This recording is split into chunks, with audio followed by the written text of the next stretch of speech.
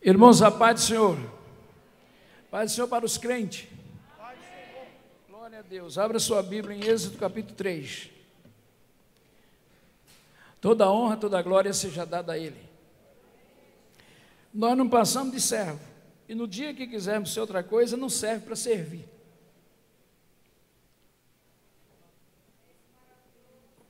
Na igreja, nós somos apenas servos. No dia que alguém achar que não é servo, não serve para servir na casa de Deus. Aqui só tem lugar para serviçal. E servir ao Senhor é a melhor coisa que existe na face da terra. Não tem pessoa melhor para você ser servo dele do que o Deus no qual nós servimos a Ele. Esse é maravilhoso porque Ele sabe recompensar aqueles que são fiéis. Se você é fiel a Deus, fique tranquilo, que Ele vai te procurar. O salmista diz que os olhos do Senhor procuram os fiéis da terra para estar com eles. Você não precisa, se você é fiel, um servo fiel, você pode ficar no seu lugar que Deus vai te achar. Amém ou não? Ele vai te encontrar. Os olhos do Senhor está aqui nesse lugar dizendo, esse é fiel. Eu espero que todos nós aqui sejamos fiel. E Ele vai tomar a dianteira da sua vida e vai te dar vitória aos fiéis. Capítulo 3 de Êxodo. A partir do versículo 1. E apacentava Moisés o rebanho de Jetro, seu sogro, sacerdote em Midian. E levou o rebanho atrás do deserto e veio o monte de Deus a Horebe. E apareceu-lhe o anjo do Senhor em uma chama de fogo do meio da sarça. E olhou, e eis que a sarça ardia no fogo, e a sarça não se consumia. Moisés disse, agora virarei para lá, e verei esta grande visão, porque a sarça não se queima. E vendo o Senhor que se virava para lá ver, bradou Deus dele do meio da sarça e disse, Moisés, Moisés. E ele disse, eis-me aqui. Amém?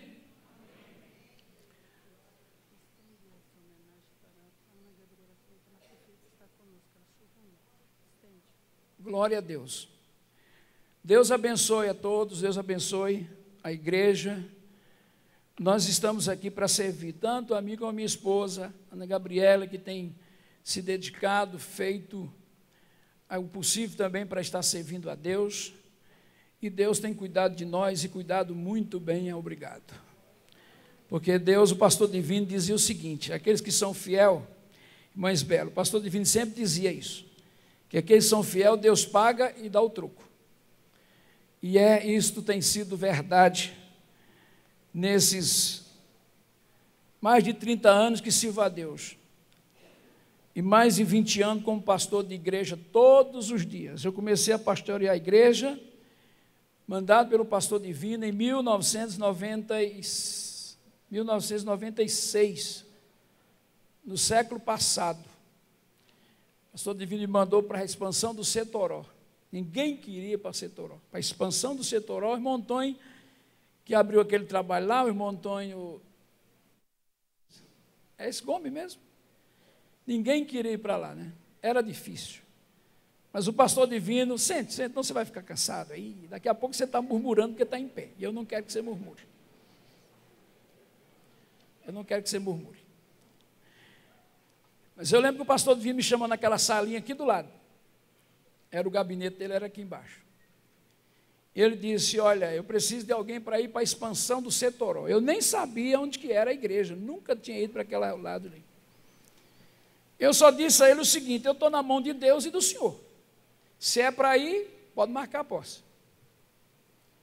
E ali eu fui para a expansão do Setoró, 1996, precisamente no mês de abril.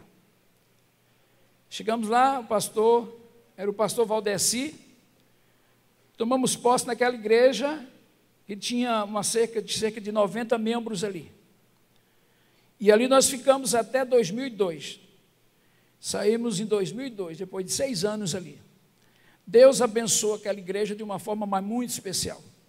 E quando eu saí de lá, tinha, entre membros e congregados, nós tínhamos 250 membros em comunhão e mais algumas 20 ou 30 pessoas que congregavam. Quase 300 pessoas estávamos ali. Estava muito bem ali naquela igreja. Mas como pastor, nós estamos nas mãos de Deus. Pastor, ele tem que estar sempre com a mala arrumada. Na hora que Deus manda, ele manda e a gente só diz assim: Senhor, estou indo e vamos ver o que Deus tem lá na frente. Quando foi em 2002, o pastor Divino chega para mim e diz: olha, eu preciso de um pastor para o Recanto das Emas. Só que o Recanto das Emas, naquele dia, era uma igreja grande, mas não tinha crente. Era uma igreja grande, mas não tinha mais lá dentro, não tinha mais do que 30, 40 crentes, se tivesse. Uma igreja que cabe 400 pessoas sentadas ou mais. E o pastor Divino disse: olha, eu não estou te mandando, porque o pastor Divino ele tinha um jeito dele. Eu não estou te mandando, você quer ir? Aí eu disse para ele a mesma palavra: eu estou na mão de Deus e do Senhor. Se é para ir, nós vamos, pode marcar a posse. E aí ele disse: mas lá não tem renda, não, a igreja lá não tem nada. Não tem problema. Se eu quisesse ir atrás de renda, eu estava trabalhando. Eu tinha uma microempresa que me dava o meu sustento muito bem. E quando Jesus me chamou, eu chamei a minha esposa e disse assim: olha, você quer que eu seja representante? Eu representava uma empresa e que me dava um confortável salário na época. Eu disse para a minha esposa: você quer que eu seja pastor ou que eu seja vendedor, representante? Porque os dois não dá para ser. Porque tem uma coisa que eu aprendi na minha vida como pastor, é que você tem que ter horário para chegar na igreja. Eu tenho uma dificuldade tremenda de acreditar em pastor que chega depois que o culto começa. Eu tenho uma dificuldade tremenda de entender isto. Tenho uma dificuldade tremenda do pastor que começa o culto 7h30, ele aparece 8. Eu tenho uma dificuldade tremenda disso. Eu disse: ou nós vamos ser pastor, ou nós vamos ser vendedor. Você escolhe. E eu dei a oportunidade para ela, para escolher, para depois ela não reclamar, porque se fosse eu que escolhesse, podia dar, mas não. Ela disse: nós vamos ser pastor. E eu fiz como Eliseu, vendi o carro que eu vendia, que eu trabalhava, e aí a coisa começou a ficar feia. Primeiro mês a renda foi embora e não tem renda, e agora? Mas aí Deus começou a nos segurar. E nos segurar. Ficamos no Recanto das Emas até 2015. Foram 13, quase 14 anos ali. E nós deixamos ali no Recanto das Emas cerca de 1.500 membros ali. Aquela igreja com aquelas congregações. E depois de quase 14 anos de dirigir a igreja, eu nunca vi gente que não queria que eu saísse dali de jeito nenhum. Eu disse: eu vou embora porque Deus está mandando. Não precisa chorar que eu não morri, não, estou vivo. Porque tinha uns irmãos lá que estavam chorando, que parecia que tinha morrido alguém. Eu falei: eu não estou indo para o cemitério, não, estou indo para outra igreja. Até aqui o Senhor tem nos ajudado. E o nosso projeto aqui nessa igreja é o seguinte: até o dia que Deus quiser. Mas eu quero que você entenda uma coisa: é Deus que vai fazer isto. Glória a Deus, aleluia. E mais ninguém. É Deus. No dia que Deus disser: meu filho, arruma a mala, eu já estou com ela pronta. Mas quem vai ter que dizer para mim isso é Ele. Glória a Deus, aleluia. Amém? Amém. Estamos seguros daquilo que somos. E temos muita convicção daquilo, da chamada que Deus nos chamou. E não tememos a ninguém. Nós tememos só um, Ele. E o Deus que me mandou para cá. E eu não tenho dúvida, eu era o improvável. É o Deus que no dia que Ele quiser vai dizer: meu filho, vai caçar o tucano para você. Eu já preparei estou indo sem olhar para trás e sem reivindicar nada. Porque nós precisamos aprender que a igreja pertence a Ele. Foi Ele que morreu no Calvário para fazer uma igreja, não foi homem. A igreja não é título de propriedade de ninguém. A igreja é título de propriedade de Jesus Cristo. E é Ele que põe e é Ele que tira. É Ele que diz sim ou é Ele que diz não. Eu ainda acredito nesse Deus. Eu ainda acredito num Deus que põe e tira. E agindo Deus, quem impedirá?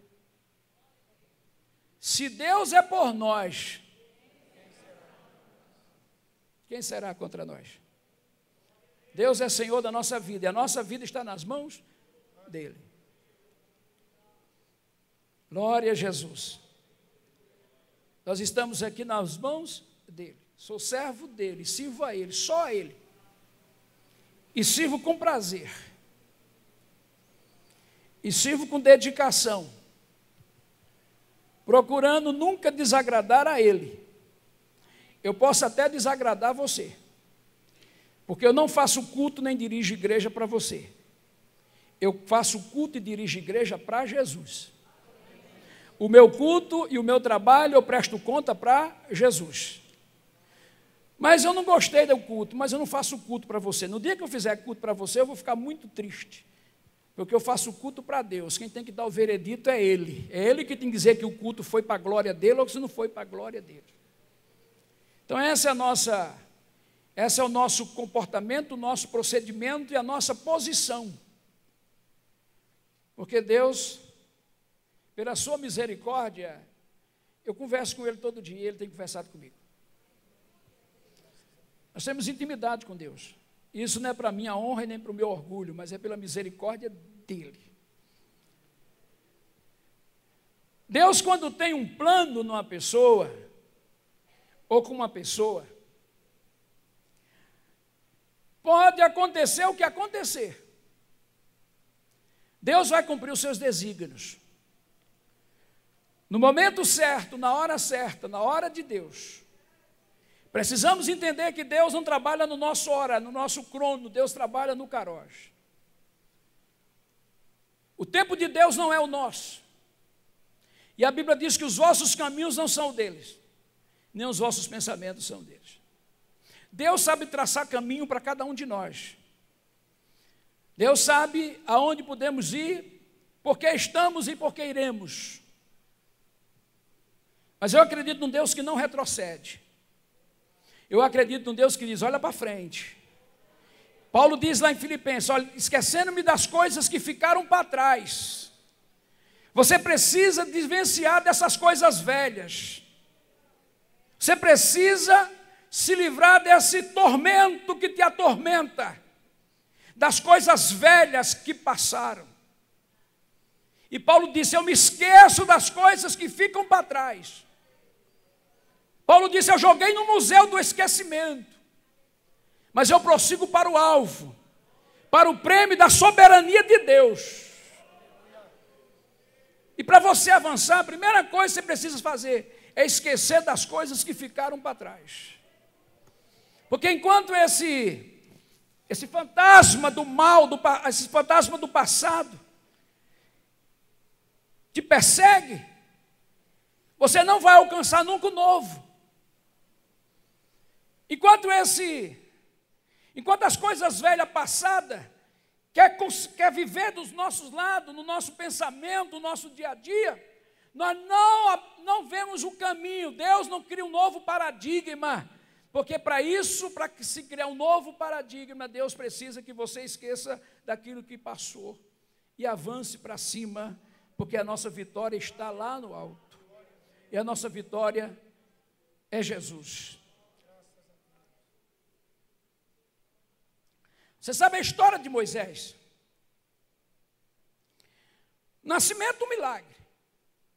Nasceu no momento que ninguém queria ter filho homem, porque havia uma ameaça de Faraó. E Faraó era um semideus. Faraó fazia o que ele queria. Faraó não tinha limite. Faraó mandava matar. Faraó mandava destruir, Faraó mandava fazer tudo, ele era um Deus para os seus súbitos.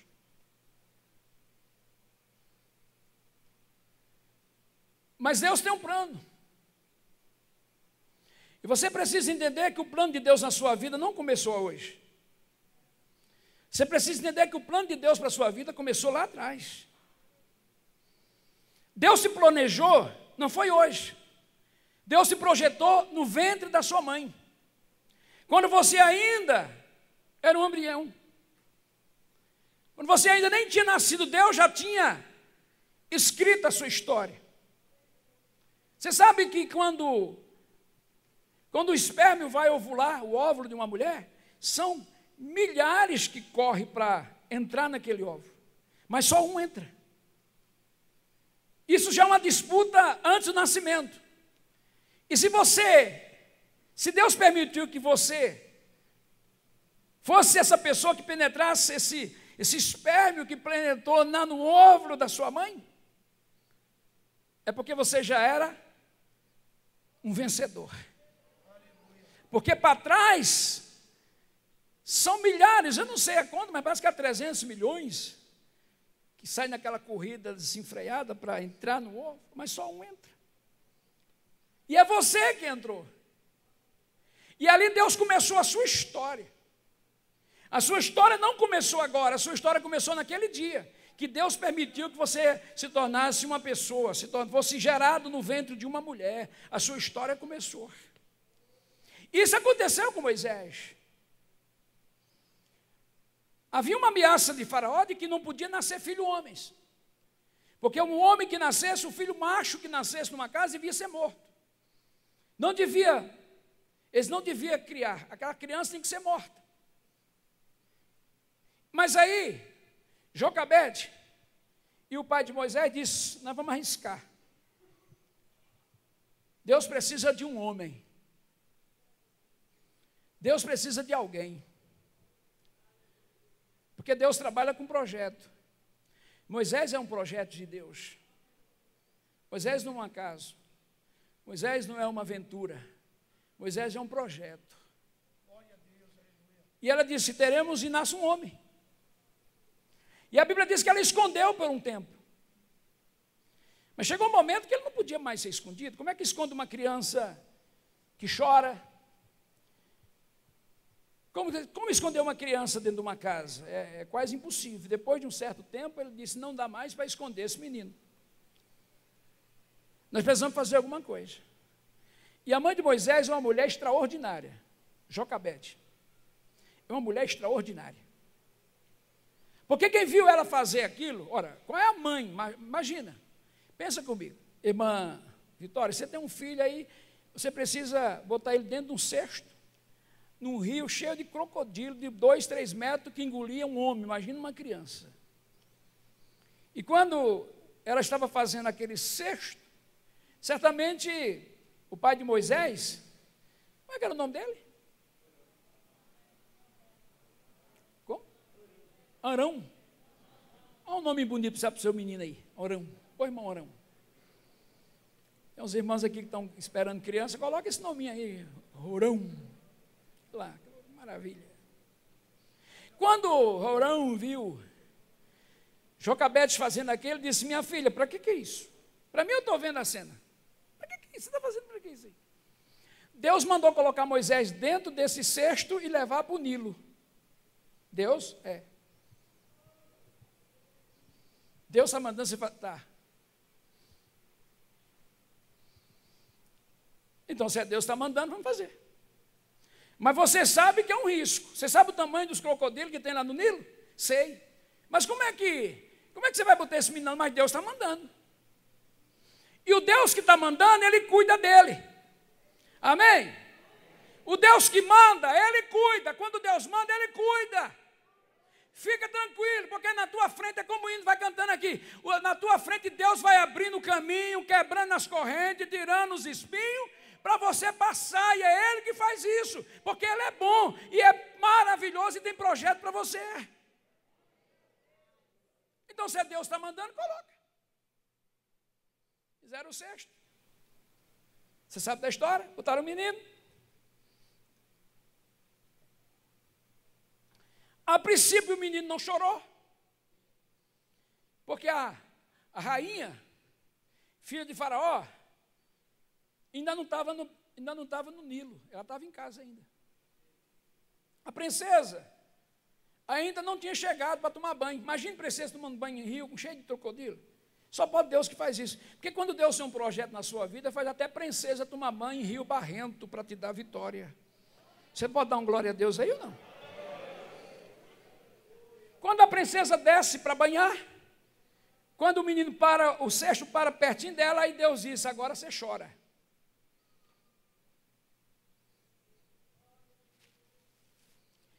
Porque a Bíblia diz que o choro de Deus, quando choramos para Deus, Deus ouve.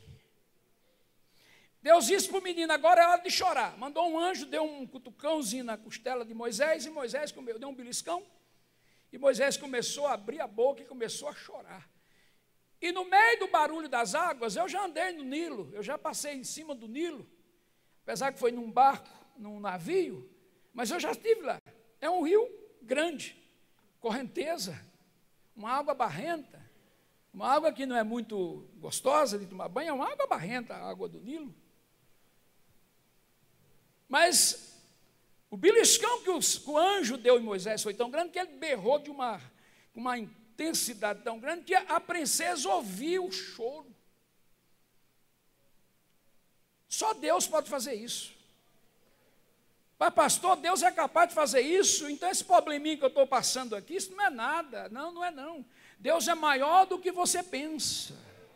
O apóstolo São Paulo diz assim, olha, aquilo que ele é capaz de fazer, em Efésios, no capítulo 1, parece versículo, vai lá, você procura o que você acha, no capítulo 3, lá de Efésios, diz o seguinte, que Deus é capaz de fazer muito mais daquilo que você possa imaginar. E Paulo diz, ele traz à existência aquilo que não existe para te abençoar. Enquanto isso, Deus disse, Miriam, agora você vai acompanhando esse cesto com os olhos, vai na beira do rio e vai acompanhando. E Miriam quando a princesa manda chamar, que trouxesse o menino a ela disse, mas que menino bonito, só pode ser filho dos hebreus. E Deus colocou um amor, Deus colocou porque para a nação do Egito, para a filha de Faraó, aquele menino podia soar muito mal, porque o seu pai aborrecia os hebreus. Então aquele menino podia ser um menino que a princesa tinha dito, olha, joga esse menino para o jacaré comer e acabou a conversa. É uma ordem do rei, então deixa. Mas o contrário, Deus faz algo extraordinário. Deus fez quando ela olha para aquele menino, eu não sei se Moisés era bonito, apesar que a Bíblia diz que ele era formoso. Mas se ele não era bonito, Deus fez ele ficar bonito na hora. E ela pega e diz, mas que menino lindo, que gracinha da mamãe. Eu vou criar ele. Aí ela diz assim, mas quem vai criar? Você já viu rainha, ou seja, você já viu princesa criar menino? Você já viu princesa trocar, lá no Nordeste chama coeiro, hoje chama fraldas. Você já viu princesa trocar fralda de menino? Eu nunca vi. Quando ela diz, quem vai cuidar do menino? Miriam, adolescentezinha, chega e diz assim, eu sei quem vai cuidar, eu sei quem pode cuidar desse menino, passa para a princesa. A senhora não vai ter problema nenhum, porque eu tenho alguém que vai cuidar dele. Ei, quando Deus tem um projeto na vida de alguém, sabe por que isso aconteceu? Porque 400 anos, aproximadamente, quase 400 anos, Deus disse para Abraão, Abraão, eu tenho uma aliança contigo. O teu povo será peregrino e escravo em terras estranhas. Mas depois de 400 anos eu vou tirar eles de lá. Deus está fazendo tudo isso simplesmente por causa de uma palavra dada a um homem. E quando Deus fala, está falado. Aconteça o que acontecer, passarão céus e terra, mas as minhas palavras jamais passarão, diz o Senhor. Eu sei quem pode criar o menino. Sabe para onde ela vai? A Joquebede. diz: mãe, aconteceu um milagre. Jocabed deve ter dito: eu já sabia. Pode ser surpresa para você, Miriam, mas quando eu coloquei esse menino no rio, Deus não ia matar ele, Deus ia prover alguma coisa, porque Deus é o Deus da provisão. Ele é Jeová Jiré, o Deus da provisão, é aquele que cuida de você. Você precisa entender isso. E aí o que Deus faz? Agora, a mãe, esse Deus, diga comigo, esse Deus é tremendo. Diga assim: esse Deus faz coisa que a gente não entende, dá até para rir. Sabe o que Deus fez? Agora, Faraó, para você ver que eu sou Deus, que você não está com nada, eu vou colocar esse menino para a mãe dele criar ele e outra, com salário. Não dá para dar um glória a Deus aí, não? Veja o que Deus está fazendo por causa de um projeto. Veja o que Deus faz por causa de um projeto. E os seus projetos jamais serão impedidos. Jó, depois de tanta confusão com Deus, depois de perguntar tanta coisa para Deus, Deus dá uma lição para ele. Quando chega no capítulo 42, versículo 1, 2, ele diz assim: tu és grande, e os teus desígnios jamais serão impedidos. Jamais. Moisés vai ser criado agora pela sua própria mãe, mas tem garantia de rei. Faraó era o maior rei da história. Não tinha ninguém maior do que Faraó. Ele era Deus no céu e ele na terra. E Moisés é criado ali. Você sabe da história. A Bíblia diz que ele era conhecedor de toda a ciência do Egito. Irmão, você vai lá no Museu do Cário, eu vi aquelas múmias no Museu do Cário. Tem múmia lá que foi embalsamada nessa época. Imagine que, há quantos anos atrás, os egípcios já tinham uma técnica de embalsamar mortos que até hoje estão lá no Museu do Cário intacta, você vê isso perfeito. Então eles tinham uma ciência, uma medicina, um conhecimento extraordinário. E Deus disse: o meu líder vai saber, a Bíblia diz, em todas as ciências do Egito, Moisés era conhecedor. Mas, como ele foi criado pela sua mãe, eu estava ali no culto das crianças, dei uma passadinha lá, ali está cheio de criança cultuando, e eu disse para as irmãs: essas crianças precisam ser ensinadas, porque a palavra que você colocar na cabeça dela, ninguém vai tirar mais.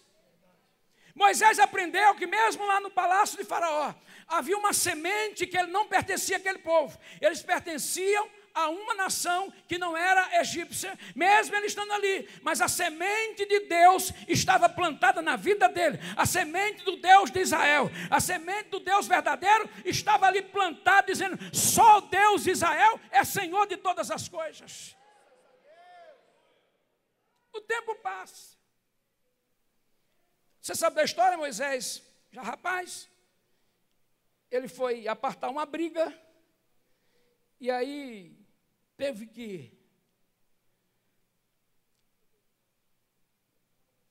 matar alguém e jogar na areia. E como tudo que a gente faz aqui se descobre, não pense que você vai fazer uma coisa e ninguém vai descobrir, uma hora descobre. Ah, ninguém viu, alguém está vendo. Cuidado. Moisés disse: ninguém está vendo, eu vou enterrar esse rapaz aqui na areia. Ninguém viu, beleza, está tudo tranquilo. Mas Deus disse: eu vi. E eu vou usar isso aí para te tirar essa ilusão de Faraó. Quem é que não quer ser rei de Faraó? Quem é que não quer ser príncipe na época do Egito? E outra coisa, Moisés tinha um reino garantido, porque a mulher que criou ele não podia ter filho. Moisés era o herdeiro direto da coroa.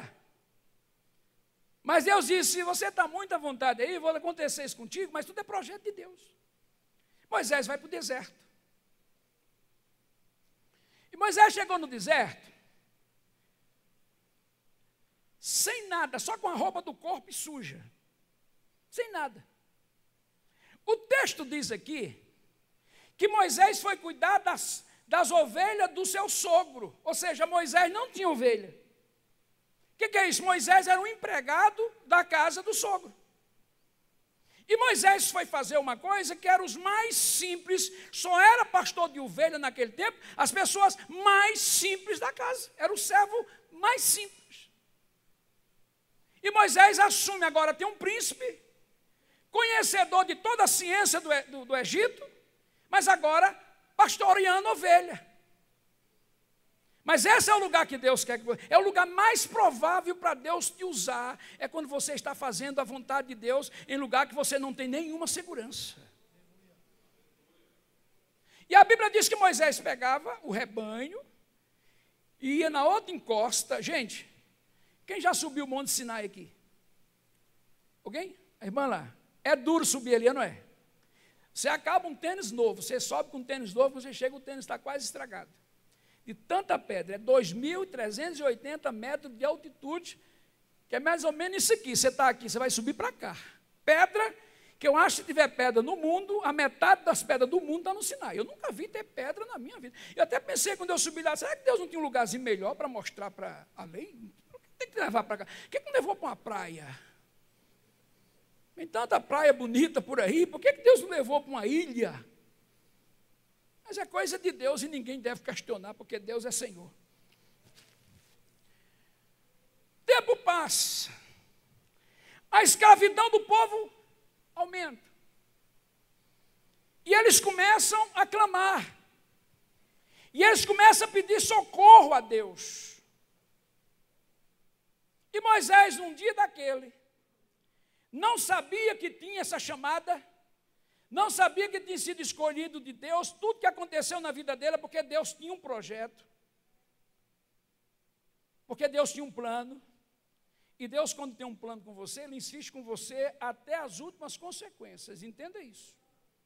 Quando Deus tem um plano com uma pessoa, Ele vai com ele até o fim.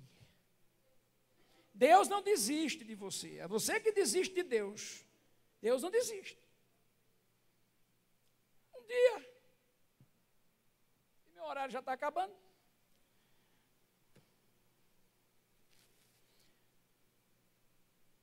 Moisés vai pegar as ovelhas do sogro, sarça ardendo no Sinai é coisa normal. Até hoje, aquelas sarças queimam por causa da temperatura do Sinai. O Sinai você sobe de madrugada, 7 horas da manhã, quando você desce, o sol já está quase 40 graus. É uma coisa, você olha assim para o Sinai, era como se estivesse caindo labareda de fogo. Tanto que é quente aquilo lá. Então, sarça queimar é normal. Moisés não foi a primeira vez que ele viu uma sarça ardente. O problema que Moisés se espantou é porque a sarça ardia, mas não se consumia. Moisés disse, ontem eu vi uma sarça ardente, está ali só a fumaça dela, está ali só a cinza. Mas por que essa aqui não consome? Por que ela não queima? Sabe por quê? Porque aquela sarça ardente, ela representava o povo de Israel. E o povo de Israel sofreu, mas jamais exterminará o povo de Israel. A igreja sofreu, a igreja passou pelo Coliseu Romano, a igreja passou por todas as perseguições, principalmente nos primeiros séculos da igreja, mas quanto mais batia na igreja, mais a igreja crescia. Quanto mais os imperadores de Roma mandavam queimar cristão, fazia fogueira de cristão para iluminar o jardim de Nero, e lá no anfiteatro, lá em Roma, onde eles colocavam crentes ali para ser comidos e devorados pelos leões famintos, mas eles percebiam que quando mais matava, mais crente aparecia. Aquela sarça dizia, Faraó, ele vai tentar matar o povo, mas ele vai sofrer, mas não vai se queimar, porque esse povo tem a proteção de Jeová. Esse povo é semente de Deus e está carimbado com os dedos de Deus. Que a Bíblia diz que quando Deus jurou para Moisés, para Abraão, ele fez um contrato, e a Bíblia diz que ele fez um contrato irrevogável e irretratável. E a Bíblia diz que ele selou com o seu próprio dedo e disse, esse povo peca, esse povo vai ter muitos perseguidores, mas eles não vão ser destruídos, porque ele tem a semente da eternidade. A igreja também não se mata, a igreja.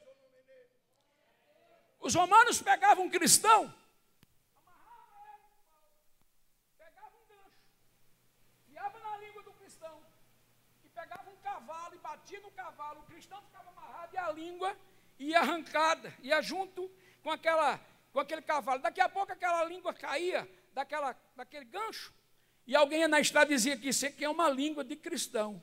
E a Bíblia diz, a história diz que eles se ajoelhavam e aceitavam Jesus. Por isso que alguém cantou, não se pode matar um crente. Quem é salvo não morre não. Ele sobe à presença de Deus para receber o seu galardão. Então essa sarça representava esse povo. E Moisés vai se aproximando. E ele ouve uma voz que diz, Moisés, e repete. Quando Deus repete uma palavra 2 vezes, é porque a coisa é séria demais. Cuidado quando Deus fala com você 2 vezes. Cuidado quando Deus está repetindo profecia e você não quer entender. Quando Deus diz Moisés, Moisés, Deus está dizendo a coisa é séria.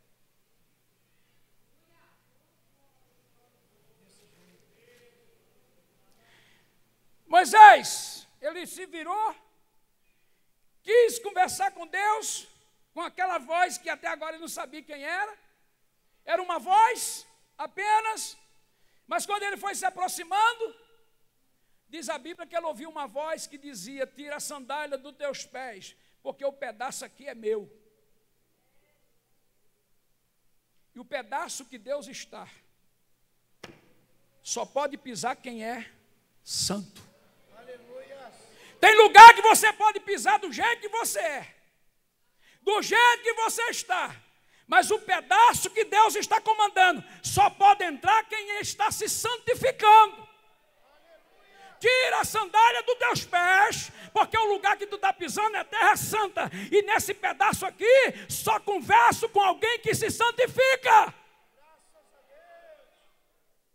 E ele ouve uma voz e diz assim, eu tenho ouvido o clamor do meu povo, e tenho visto as lágrimas, e tenho visto como o faraó tem oprimido, mas eu tenho uma agenda marcada com Moisés, com Abraão, eu fiz uma agenda com Abraão, e agora o secretário do céu me trouxe uma agenda e disse, Jeová, está na hora da promessa que tu fez a Abraão se cumprir, e eu fiz tudo isso por você, eu te livrei da boca dos jacarés, eu te livrei da água do Egito, eu te livrei de faraó que quis te matar, somente por uma coisa, para esse momento, porque esse é o momento seu comigo.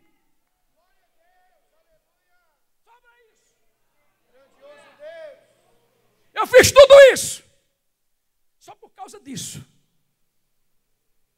E agora, você vai lá, e vai tirar o meu povo. Moisés disse, mas eu não posso. Ah, como Deus gosta de gente que diz que não pode. Ah, como Deus gosta de alguém que diz, Senhor, eu dependo da tua capacidade, eu dependo da tua ajuda. Como Deus gosta disso.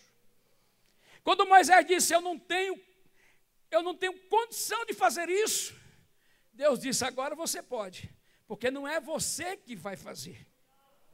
Vamos ficar de pé.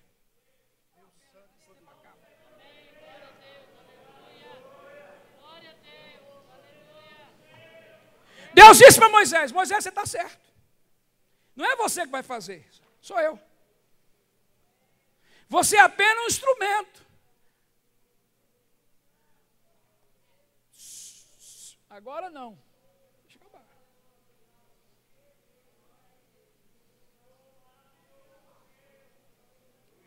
Não é você que faz, é Ele.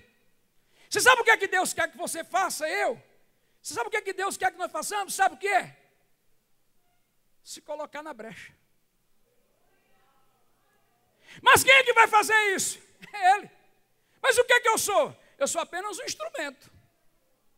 Eu não sou nada, eu sou um instrumento. Mas Deus mandou fazer, eu vou fazer. Mas quem vai fazer é Ele. Porque Deus não dá glória para Moisés, não dá glória para você, Deus não dá glória para Elias, Deus não dá a glória para Abraão. A Bíblia diz, a minha glória, pois a outro não darei, nem as imagens de escultura feitas pela mão dos homens. Existe uma coisa que Deus não te dá, e que Deus não dá para ninguém, é a sua honra e a sua glória. E quando a gente entende que nós somos servos, tudo que nós fazemos é para a honra e para a glória do Senhor. Você pode aplaudir o Senhor? Eu preciso cortar essa mensagem. Eu preciso cortar essa mensagem na metade. Ainda tinha pelo menos uma metade aqui para frente. Mas sabe por quê? Por causa do horário. E eu respeito demais o horário. Tem alguém nessa noite que quer entregar a sua vida a Cristo? Tem alguém nessa noite que quer entrar para esse time que nunca perde? Se tem, por favor, venha cá na frente, rapidinho, porque nós precisamos orar por você, mas não podemos deixar de fazer isso. Tem alguém nessa noite que quer entregar a sua vida a Cristo? Venha na frente. Glória a Deus. Venha na frente, rapidinho, rápido. Jesus quer fazer algo na sua vida. Você não precisa ter vergonha. Você não precisa olhar que estamos olhando para você. Não estamos olhando para você, não. Estamos olhando para Cristo. Você aceitar a Jesus, você é igualzinho a nós. Os seus pecados são perdoados na hora. A sentença do inferno é cortada agora. Quando você entrega a sua vida a Jesus, você tira o caminho da morte e vai para o caminho da vida. E Deus nessa noite quer te dar vida. Quer dar a pessoa, nem que seja alguém para Jesus, nem que seja uma pessoa onde está? Cadê a menina? Tem uma mocinha que disse, eu quero aceitar Jesus, mas tem vergonha de ir lá na frente. Ô moça, eu vou buscar você aí. Cadê a diaconisa que falou comigo? Está vindo? Vem cá, filha, vem cá, Jesus te ama. Aqui todo mundo é seu irmão. Glória a Jesus, aqui todo mundo é seu irmão.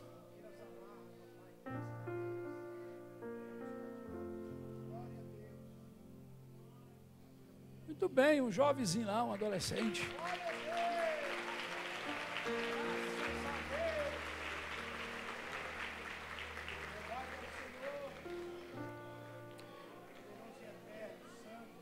Glória a Jesus, um adolescente aqui, ó.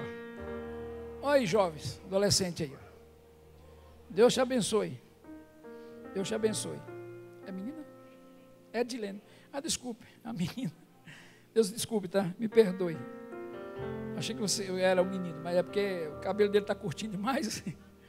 Mas Jesus te ama, você é de Jesus e Ele tem um projeto na sua vida. Você vai dar uma Bíblia para ela, tá bom? Você vai dar uma Bíblia para ela, de presente. Tem mais alguém para Jesus nessa noite?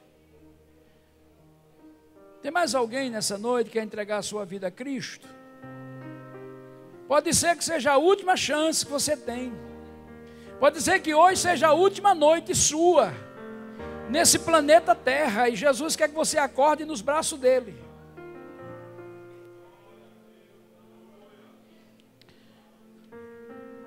Vamos orar. Vamos orar para que Deus abençoe essa vida, essa adolescente seja abençoada por Deus. Você sabe que você, de repente você diz, eu não sou ninguém. Mas Deus está dizendo que pode fazer de você um grande projeto. Deus pega o improvável e coloca ele lá no lugar de cima. E Deus tem um projeto com você. O que você precisa saber é uma coisa, você precisa ter compromisso com Deus. Você precisa dizer assim, a partir de hoje a minha vida está nas mãos de Deus. E Deus vai fazer de você um novo projeto. Porque você é importante para Deus. Você pode dizer, mas ninguém me valoriza. Mas há um Deus que te valoriza e que Ele conta contigo. Ele conta contigo para um grande projeto dele aqui na terra. Assim diz o Senhor para você nessa noite. Estenda as mãos para cá, Deus, em nome de Jesus. Abençoa essa vida, Senhor. Pai, em nome de Jesus. Muitas vezes ela diz, não sou nada, não sou ninguém. Mas o Senhor vai fazer dela uma nova criatura em Cristo. O Senhor vai pegar essa jovem e vai fazer dela uma serva de Deus abençoada. Ela será uma ganhadora de vida para o teu reino. Pai, no nome de Jesus, tu está colocando uma promessa na vida dela agora. É a promessa da semente da vida do Senhor. Que os seus pecados sejam perdoados e que o seu nome seja escrito no livro da vida. E que a partir de hoje ela possa ter um compromisso com Deus. E Deus vai te levantar de uma forma muito especial, Assim diz o Senhor. Deus te abençoe e abençoe com a sua vida, a sua família, no nome de Jesus. Amém. Deus abençoe. Uma salva de palmas para Jesus. Leva ela para lá. Deus te abençoe, viu? Deus te abençoe muito mesmo. Não tenha vergonha de chorar não, que quem chora é porque Jesus tem algo na sua vida, tá bom? Deus te abençoe. Leva ela lá e dá uma Bíblia nova, uma Bíblia para ela. Muito bem.